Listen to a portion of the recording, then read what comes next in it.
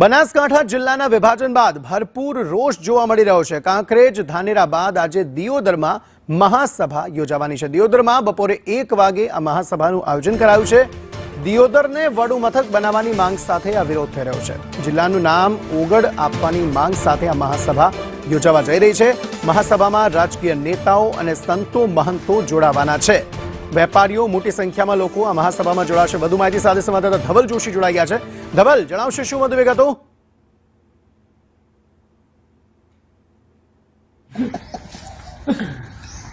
અંકિત, ચોક્કસથી 4 દિવસ પહેલા રાજ્ય સરકારની કેબિનેટની બેઠકમાં બનાસકાંઠા જિલ્લાના વિભાજનનો મુદ્દો છે તે ચર્ચાનો વિષય બન્યો છે। કેબિનેટની બેઠકમાં નિર્ણય લેવાઈ ગયો છે કે બનાસકાંઠા જિલ્લાનું વિભાજન કરીને વાવ થરાદ નવો જિલ્લો તૈયાર કરવામાં આવ્યો છે। જિલ્લાનું વડુ મથક વાવ થરાદ નામ આપવામાં આવ્યું છે અને થરાદને વડુ મથક જાહેર કરવામાં આવ્યું છે। જે દિવસથી આ નિર્ણય લેવાયો છે ને ત્યારથી જ બનાસકાંઠા જિલ્લાના અનેક વિસ્તારોમાં ક્યાંક ને ક્યાંક વિરોધના વંટોળ છે તે જોવા મળી રહ્યા છે। દિયોદર વિસ્તારના લોકોની છેલ્લા 4 દિવસથી એક માંગ છે કે દિયોદરને વડુ મથક બનાવવામાં આવે। જો કે આ માંગ છે તે 4 દિવસ પહેલા નહીં, પરંતુ જ્યારથી જ જિલ્લાના વિભાજનની વાત હતી ને ત્યારથી જ આ માંગ કરવામાં આવતી હતી, પરંતુ ક્યાંક ને ક્યાંક રાજ્ય સરકાર દ્વારા થરાદને વડુ મથક બનાવવામાં આવ્યું છે ને તેને જ લઈને દિયોદરમાં વિરોધનો સૂર ઉભો થયેલો જોવા મળી રહ્યો છે। આજે દિયોદર ખાતે આઝાદ ચોકમાં સૂચિત ઓગડ જિલ્લા સંકલન સમિતિ દ્વારા એક જાહેર સભાનું આયોજન કરાયું છે। મહાસભા છે તે બપોર બાદ આ યોજાવાની છે ને જે પ્રકારે દિયોદર છે તે દિયોદરને જિલ્લા મથક બનાવવામાં આવે તેવી માંગ કરવામાં આવવાની છે।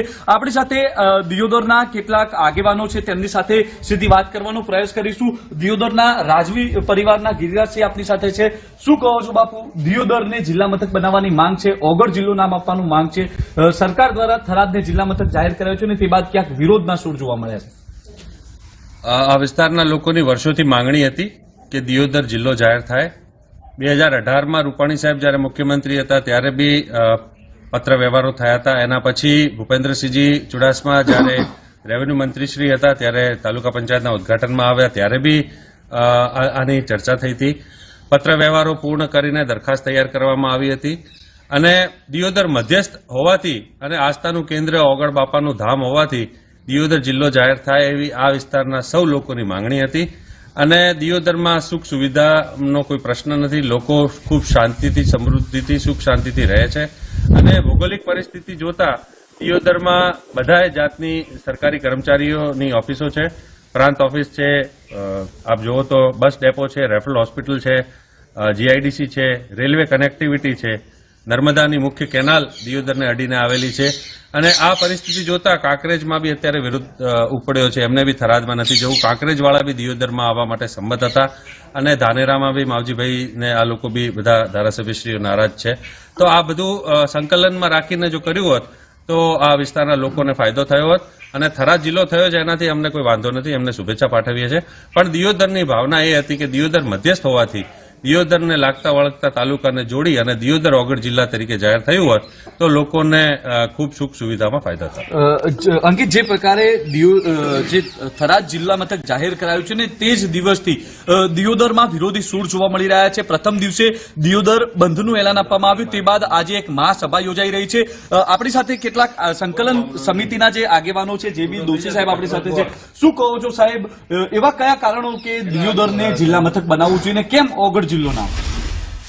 ઓગડ જિલ્લો નામ એટલા માટે છે કે ઓગડ જે એક આસ્થાનું સ્થાન છે, લોકોનો એક ધાર્મિક રીતે પણ એના માટેનો અહોભાવ છે।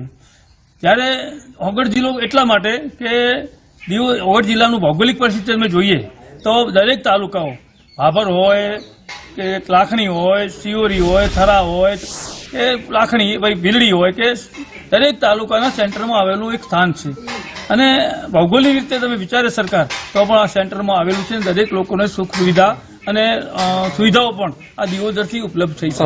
આજે મહાસભા છે, આગામી દિવસોમાં સરકાર માંગ નહીં સ્વીકારે તો કેવા કાર્યક્રમો? આજે જે અમારી મહાસભા બોલાવવામાં આવી છે એની સાથે અમે આ બધી ચર્ચાઓ કરી અને આગળ શું રણનીતિ કરવી એનો આજે અમે નિર્ણય લેવાના છીએ। અંકિત, ચોક્કસથી જે પ્રકારે આ વિરોધના સૂર ઉભા થયા છે અને આ વિરોધના સૂરને લઈને આજે મહાસભા યોજાવા જઈ રહી છે। જો આગામી દિવસોમાં સરકાર દ્વારા આ સ્થાનિકોનો જે માંગ છે તે સ્વીકારવામાં નહીં આવે તો આગામી દિવસોમાં હવે શું કાર્યક્રમો આપવા, કેવી રણનીતિ ઘડવી તેને લઈને આજે આ બેઠકમાં ચર્ચા થઈ શકે છે। ટૂંક સમયમાં જ આ બેઠક છે તેની આઝાદ ચોક ખાતે શરૂઆત થવા જઈ રહી છે। આ બેઠકમાં હજારોની સંખ્યામાં માત્ર દિયોદર પરિવાર જ નહીં પરંતુ આસપાસના અનેક ગામના લોકો ઉમટે તેવી અત્યારે તો શક્યતાઓ છે તે સેવાઈ રહી છે. અંકિત, જી આભાર સમગ્ર માહિતી આપવા માટે.